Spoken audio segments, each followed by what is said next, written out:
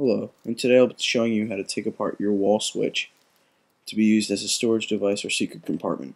All you'll be using is a flathead screwdriver and gently loosening both the bottom and top screws.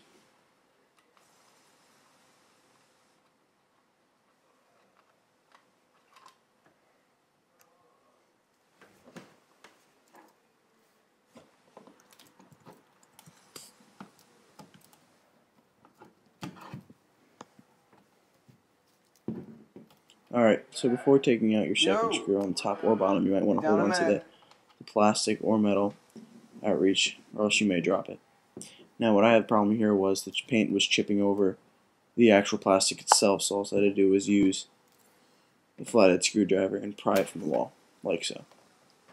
Now, I recommend not sticking any metal objects in there because there is still free wires, and as you can see, I'll stick my hand in there to see how deep it goes in, and I'll end up shocking myself, which actually gave me a second-degree burn and a blister.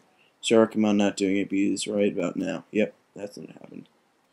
It was actually very hot, and I had to go rinse my hand with water.